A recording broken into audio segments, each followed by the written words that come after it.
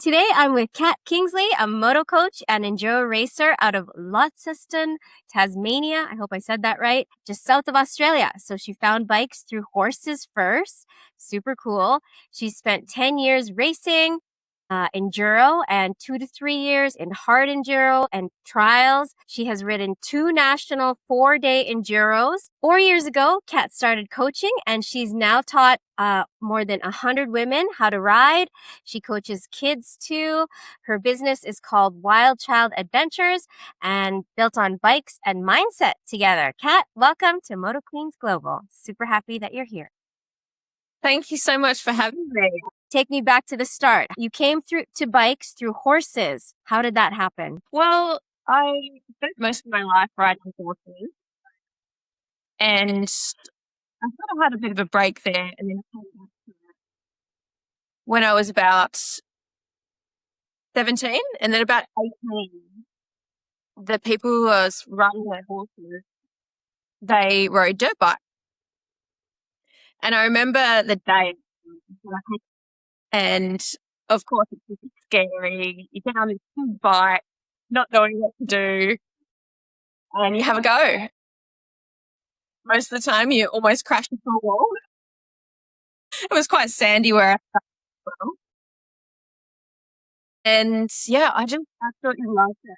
I loved the thrill of it, and I just wanted more. Got me started there. But do you love horse riding more or dirt bike riding, motorbiking? So right now it's dirt biking. But for a while there, I was doing both. I was competing in horses and dirt bikes. And honestly, it got a bit too much. So I had to say goodbye to one for now. You said riding changed your whole mindset. What does that mean? I think overall it connects you with who you are in a way that you're facing your fears constantly. You're going after what you want. And I think from that, you gain a lot of confidence, translate throughout the rest of it, and how you see things. So tell me about becoming a coach. Yes. I was riding on my own for a couple of years. And then I started racing. And this is where I guess the door was opened up for me. Because it was not only something to push me through my fears and get better at riding, but it was also a chance to meet new people. Like racing really excelled my skills. And because I met so many other riders that were so much better than me, I learned so much. And it really, really helped my riding. I want to say to my clients, the main goal of riding is to go fast, have a lot of fun, and be safe. And so I was racing for about 10 years, and I started to think, oh my God, I meet all these women that starting out riding and they weren't confident. They didn't maybe have those fundamental skills in place yet. Maybe they didn't have anyone to teach them. And I just thought, how cool would it be to be able to pass on things that I've learned through my coaches and through racing and all the people that I've met. And I thought about it for a while, and then I realized I was holding myself back because I was comparing myself to someone else who was a top racer. And this was silly, right? Because not everyone has to be a top racer to transfer your skills or to help people. So as soon as I got over that mindset hurdle, I was like, right, I'm doing it. And it's been amazing because I've been able to help over 100 women now. And every session, especially if you're meeting someone new, they're not sure about even coming. They're like, oh, I don't know how to unload my bike. I'm like, it's okay. We will help you. We will show you. We can do it for you or whatever. Just come and have a lot of fun, And then obviously a lot of people start off quite nervous, but as soon as you get going and the way I structure the sessions, it's really to build that confidence and those fundamental skills. And then the best part of it is at the end of the day where they've learned so much. They've really connected with themselves, but also pushed through their fear and realized that they can do it. They can do more than what they thought, and the smiles and the laughter and the cheering each other on is just the best thing ever. It really, really is. So yeah, that's how I got motorbike coaching. That's awesome. I can't imagine what it feels like to be a coach and to witness that in women, that they change in just a couple hours and start believing in themselves. That's pretty special. So what's the hardest part of learning to ride as an adult woman? Because I started late on street. I'll sort of put it into two different bits. One is the mindset hurdle of comparing yourself to others. I see that in so many people. They compare them, like they're starting out, but they're comparing themselves to someone who's been riding for years. And I think that that's the biggest hurdle that people come up against in their mind. And if they don't get over that, that keeps them stuck. But I guess the second thing, when you're starting to ride, I think the most important thing you can learn, I think, to start with is just take it one step at a time, but learn the body positioning. If you focus on the fundamentals, which is the body positioning, then you can add speed. Because if you add speed before you have the body positioning, that is where you can get injured. That is then also, if you fall off more, you're going to get more scared. You're not going to want to get back on. And, you know, it might you might not go back to riding, basically. Yeah, that's a really, really great tip. Because you do ride differently from street versus off-roading. You're basically standing the whole time and you're using your legs, where we don't do that riding street. And gravel on street, I was like terrified. And then you go off-roading and it's all gravel. So you coach kids too. So who's a better student, a woman or a kid, and why?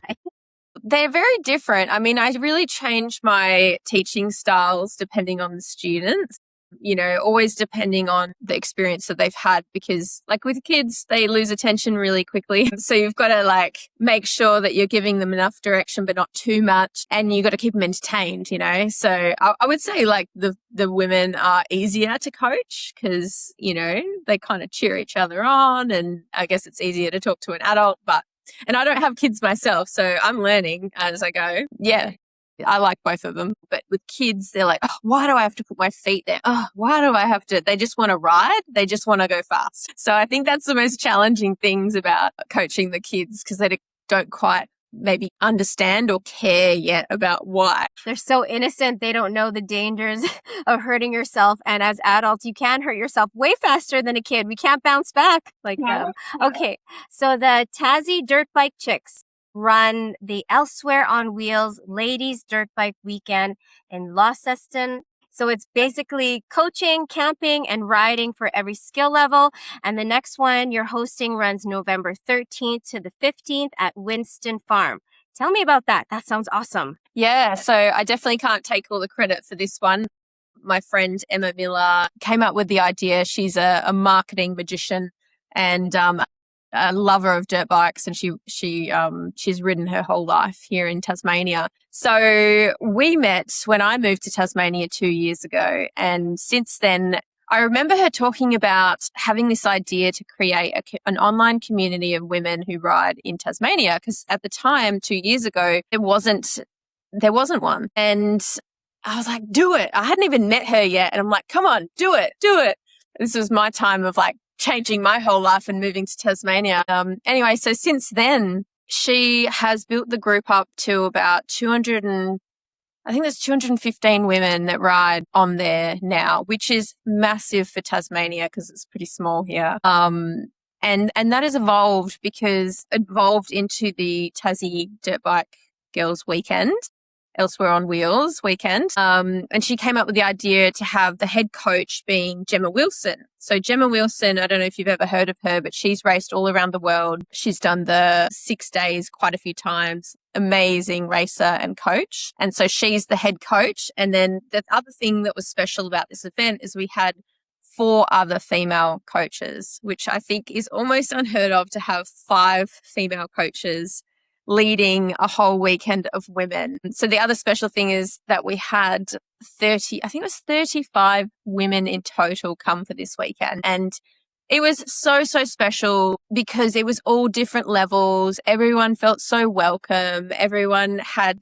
training that would cater to their skill level. And yeah, everyone just had so much fun. It was a really good mixture of building those fundamental skills, hanging out, having some lunch, having some food, chatting, connecting, but then also putting those skills into practice and doing some trail riding together. Right on. That sounds amazing. And so did you split people up for like you determine kind of what level they are and they go with that coach, and if they were more advanced, they'd go with another coach and go through another trail, or what was that like? Yeah, so I think we split it up almost like 4 different groups. And honestly, all the skills, I'm trying to remember because it was like almost a year ago, all the skills have all different levels in them.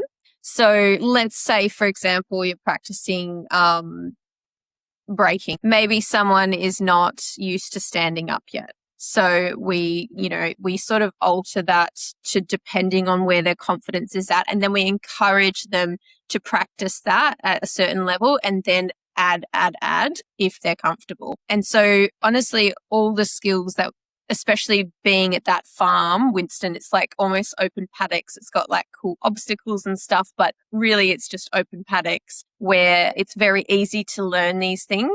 That's a fun way to learn. Okay, let's talk about your enduro racing. Let's just go back a bit. So you had 10 years of enduro racing. So what pulled you toward racing instead of just riding for fun? You just wanted to challenge yourself? Yeah, I remember when I started riding, like I said, I didn't really know anyone that was riding, and I just had so much love for it. I just loved the thrill of riding and I wanted more, but I didn't know anyone. So I saw this post on Facebook from one of the females who raced enduro at the time, and she sort of was in the club committee, and she would sort of help, I guess, expose the club to new people. And she was just so welcoming and so friendly. And I saw the poster of and had a chat to her.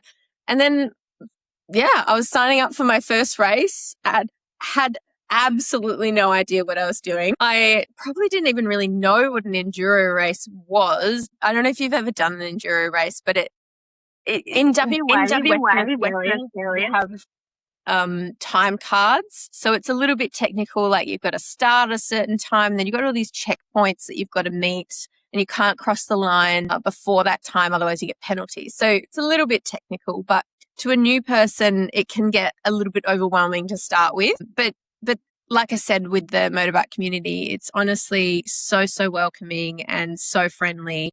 Yeah, it made it so much better. So my first race, I probably fell off every corner, but I had so much fun. I just love the thrill of it. I think it's just like that challenge of pushing yourself past your comfort zone and learning something new, meeting new people. And I love adventure, like you might have seen on my Instagram, but I just love adventure so much, and being out in nature and the outdoors and the adrenaline, of course. So yeah, that's what got me into racing. Yeah, girl, you are living the dream. You're living the dream. I love it. What is the hardest moment you've had in a race, and how did you get through it once you were more pro? Ooh, I think the hardest moment I've ever had in a race is when I did my first national 4-day enduro. And I think it was an anniversary one. And afterwards, I was hearing everyone saying that they made it the hardest they've ever had. And I was still sort of new to racing. I'd only been racing for a couple of years and still learning about everything. Like I say, body positioning is one of the most important things. It's so important. I still didn't have mine nailed, and it cost me a lot of energy. But the hardest part about that was I don't think I prepared myself enough. Like I did CrossFit to prepare for it, and I trained on the bike a lot, but I think I honestly ran out of energy in the bush. I remember my coach saying you might lose your mind when you're so depleted and you're so tired, and it's really hard to hold it together on a bike. Really, really hard. And I remember being on the side of this mountain in the middle of nowhere by myself in this race and like almost losing my mind. I'm like, what am I doing? I am so depleted. I started crying. I'm like, oh my God, what am I doing this for? Every tree that I went, because the trail was so narrow that I'd clip my bars on the tree and then I'd fall down the hill and then I'd have to pick up the bike, which is obviously 110 kilos or something like that. So yeah, that was probably one of the hardest moments is that moment of like, do I keep going or do I just fall in a heap on the floor? But I think that's where you really find inner strength. Yes, yes, for sure. That's when you grow, when it's hard, right? And you don't quit. You just push through and you did it. And look at you now. Yeah. That's awesome. So let's talk about your body positioning and your strength. You said you got depleted quick, but you did CrossFit. What do you do now to stay in shape? What did you do to stay even in more shape, to get in better shape for your enduro racing? That's a really good question. If I was doing a 4-day, I did another 4-day and I finished the second 4-day feeling really good. And I was amazed. I was like, how am I feeling so good? I did change trainers. So shout out to Thrash Moto Co. I think he's in Canada, actually. I don't know if you've ever heard of him, but he's amazing. He trains motor riders specifically. And so I worked with him, I can't remember if it was 2 months, more than a couple of months. And honestly, he got me in the best shape of my life for motorbike riding. A lot of it is strength, functional movements, a lot of core, but also he helped me get on track with my diet and a lot of hydration as well. So that really prepared me coming into the event. But then I guess over the years, I'd learned more about body positioning as well, because there's a lot of things that you can do to save energy, like gripping with your legs, like pushing off your feet over the bars rather than hanging off your arms. What else? Even just what you're drinking in your hydration pack and what you're eating and how often you're eating. Because actually, I remember the first 4-day I did, I wasn't eating. I was like, I don't have time. I'm too slow. I was going to miss the time check. So I didn't eat. And that was dumb, because if you're not fueling your body, you're not going to be able to keep going, basically. 100%. Absolutely. You got to fuel your body. I think it's a stigma growing up too with women. You got to eat less and be skinny. But now I think there's a movement. I think there's a trend now. Women and girls are realizing it's much better to be strong and like healthy, and it's sexier, and you want to age well. And we're paying more attention to the things that, like you said, you have to do to stay in shape. It doesn't come naturally. You got to work for it. So yeah, strength training is awesome. I help promote that. That's my goal, is to train female riders. Why not get in the best shape of your life? And you can. And it's great for my mental health. I'm telling you, working out and riding motorcycles has saved my mental health. So I'm very thankful for it. Anyways, what do you ride right now? What's your ride? What's your bike? I have a KTM EXC 250 at the moment. What do you wish more women understood about the physical side of this sport before they start? Ooh, that's a good one. I think really it's just about starting somewhere, one step at a time. I think a lot of the time people starting out, they can focus on the big picture too much and where they should be and what they should be doing and how they should look. But really, if you bring it right back to like why you want to start, you want to have fun. That's it. And look, it can be a little bit scary to start with because it's like this big motorcycle, but yeah, it's just about giving things a go. And then I guess the physical side, if we're talking about bike size, is trying to find the right bike for you. Like, for example, when I started, my brother was like, oh, get this big bike, 250. It seemed massive to me to start with. And I was like, no, I want a 150. And so it's like, just start somewhere. That's all you need to do. Give it a go. If you need a different bike, get a different bike. So I got a 150 to start with. Then I went to a 250 two-stroke motocross, which was too much for me. I didn't even know how to ride. But now a lot of women that I coach, they're buying beaters. I don't know if you guys have beaters over there. I've also got a lowering link in my bike from Matero Suspension. They manufacture their suspension here in Tasmania. They're amazing. Honestly, it's helped me so much. Not so much with enduro riding because honestly, I'm on the pegs all the time. But with hard enduro, definitely has helped me fall off a lot less. But when it comes back to like the physical side of when you're learning, it can feel like it can help your confidence having those 2 feet on the ground. I hear that all the time, that a lot of women, they don't feel confident when they're starting out not having their feet on the ground. So yeah, thinking about the bike, like beaters are good. Like an X trainer, they're quite light as well. And then getting a lowering link or something like that can really help. Okay, awesome. That's great advice for us shorties. So, what would you say to a woman in Tasmania who has never sat on a dirt bike but thinking about it? Oh, just do it. Just do it. It's honestly changed my life. It has changed so many people's lives. It's just so much fun. It gets you outdoors. It gets you active. And honestly, the reason that I train is so that I can ride a dirt bike all day long. That helps me get up in the mornings and go to the gym and be excited for it, because I know that it's going to feed directly into my dirt biking. Yes, and it's good for you. Health is wealth. So what's next for you between coaching and are you still racing and Wild Child Adventures? Yeah, so you would have seen that I hosted a women's dirt bike coaching weekend. Was it like a month ago, I think? I'm going to host another one in September. I'm probably going to do like a half a day or a full day one at Winston very soon. So that's really exciting, because that women's coaching weekend that we hosted down south of Tasmania, honestly, I didn't expect it to be so lovely. My friend's like, oh, we've just got a shack down there. We walk into this shack and it is the most beautiful views of the bush, beautiful inside of this shack. And they cooked us the most amazing food. There's chefs. They used to be chefs on yachts, and they cooked us the most amazing food, and we just had the best time. Beautiful weather, obviously great riding. We really worked on our fundamental skills, did some drills, but I really wanted people to have practical, put those skills into practice on the trail. So I wanted it to be like a real practical experience of like support on the trail, rather than just being in a paddock and just working on the skills.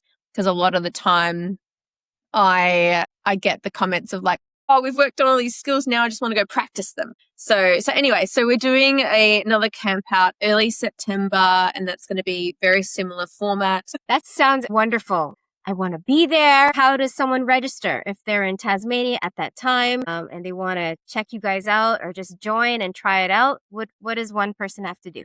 Yeah, so I make it really simple. I'm just a Facebook event. They just need to message me and they can go on the wait list or buy tickets from me. It's from me. Where can they find you? On social media? Yeah, so Wild Child Adventures on Facebook or Instagram, or on my Instagram, Adventures of Kat. Okay, well, hopefully one day I'll come out there. You're always welcome to come to Canada as well, too. But I loved Australia, as I was telling you before this. It'll always have a place in my home, and I never got to go to Tasmania. So this is a great excuse for me to come down. Hell yes, I think you should. Okay, so the last thing I like to do is a moto test, and you got to answer with the first thing that comes to your mind, okay?